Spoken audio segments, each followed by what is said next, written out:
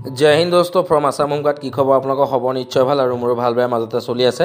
আপোনালোকৰ মাজলৈ মই এখন বিশেষ জাননী লৈ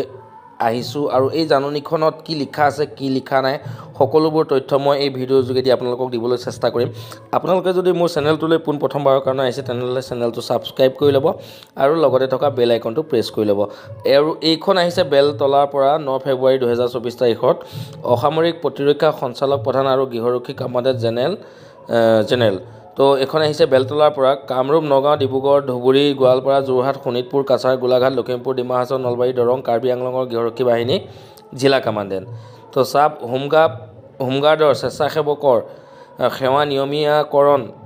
হোমগাৰ্ডক বেটেলিয়ান বাহিনীলৈ ৰূপান্তৰিত কৰাৰ বাবে আবেদন আদি তো এক নম্বৰতে আছে ইয়াতে অসম গৃহৰক্ষী আইন 1947 সংশোধন কৰি গৃহৰক্ষী সেৱা নিয়মীয়া কৰিব পাৰে 2 নম্বৰত আছে সকলো অসম গৃহৰক্ষীক বেটেলিয়ান বাহিনী বা অন্যান্য স্থায়ী বাহিনীলৈ ৰূপান্তৰ অসম গৃহৰক্ষী জোৱানৰ সেৱাৰ কাৰ্যকাল 55 বছৰৰ পৰা 60 বছৰ বয়সলৈ বৃদ্ধি কৰা হওক অৱসৰৰ সময়ত একালৰ সকাহ আৰু অৱসৰৰ সময়ত পেঞ্চনৰ অনুমতি দিয়া হোমগাৰ্ড স্বেচ্ছাসেৱকসকলে দাখিল কৰা দাবীসমূহ এই কাৰ্যালয়ে পৰীক্ষা কৰিছে আৰু দাবীৰ প্ৰতি সঁহাৰি জনাই উত্তৰসমূহ তলত উল্লেখ কৰা হৈছে হোমগাৰ্ড স্বেচ্ছাসেৱকৰ সেৱা নিয়মীয়াকৰণৰ সন্দৰ্ভত ইয়াত উল্লেখ কৰিব লাগিব যে 2015 চনত সংশোধিত অসম হোমগাৰ্ড আইন আৰু নিয়ম 1947 ত উল্লেখ কৰা বিধান আৰু প্ৰকৃতি অনুসৰি হোমগাৰ্ড স্বেচ্ছাসেৱকসকলক ডাঙৰ দীঘল আৰু প্ৰশিক্ষণ দিয়া হোমগাৰ্ডে পালন কৰা কৰ্তব্যৰ বিশুদ্ধ স্বেচ্ছামূলক প্ৰকৃতিৰ তদুপৰি 2010 চনৰ চিভিল আপিল আবেদন নং 73 ত গৃহীত ভাৰতৰ মাননীয় উচ্চতম ন্যায়ালয়ৰ আদেশ অনুসৰি হোমগাৰ্ড স্বেচ্ছাসেৱকসকল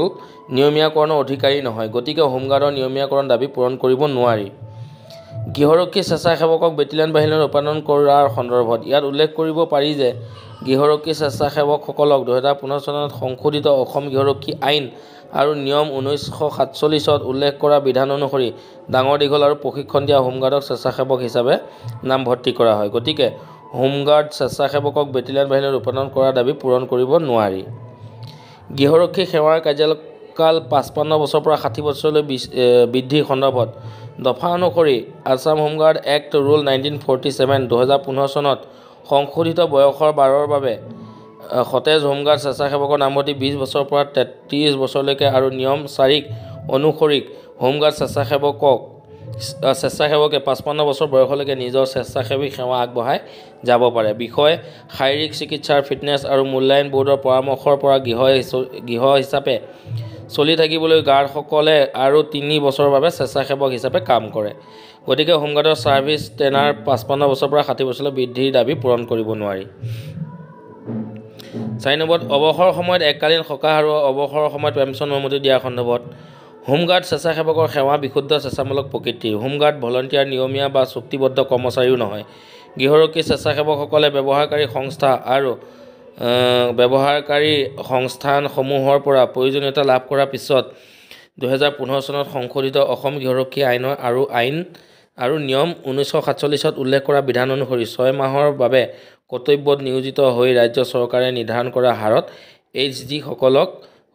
শুল্ক ভাতা প্ৰদান কৰিব তিল দিয়াৰ প্ৰয়োজনীয়তা গতিকে অৱসৰৰ সময়ত এককালীন সকাহ আৰু পেঞ্চনৰ সৃষ্টি নহয় সেয়ে আপোনালোকক সংশ্লিষ্ট গৃহৰক্ষীক একেখিনি কথা জনাবলৈ অনুৰোধ জনোৱা হ'ল স্বেচ্ছাসেৱক সেই অনুসৰি তো আপোনাৰ নিষ্ঠাৰে জ্যেষ্ঠ কৰ্মচাৰীৰ বিষয়ে তাৰিখ বেলতলা 9 ফেব্ৰুৱাৰী ইয়াতে আছে জ্যেষ্ঠ কৰ্মচাৰীৰ বিষয়ে সাইন তো এতিয়া আমাৰ গৃহৰক্ষী বাহিনী চাকৰিটো কিয় নিয়মীয়াকৰণ নহয় গোটেইখিনি ইয়াতে দি দিলে তো এই কাৰণে আমাৰ গৃহৰক্ষী জনসকলৰ চাকৰিটো নিয়মীয়াকৰণ নহয় বা আৰু বাকিবিলাক ফেচিলিটি পোৱা নাযায় তো এই জাননীখনত এই বুলি উত্তৰটো আমি পালোঁ বাদ বাকি কি আৰু যদি মই কিবা বেলেগ আপডেট ইয়াৰ নেক্সটত যদি পাওঁ মই আপোনালোকক নেক্সট ভিডিঅ'ত এই আপডেট দি দিম আৰু আপোনালোকে মোৰ চেনেলটো সাবস্ক্ৰাইব কৰি ল'ব আৰু ভিডিঅ'টো যিমান পাৰে শ্বেয়াৰ কৰি দিব তো আজিলৈ জয় হিন্দ জয় ভাৰত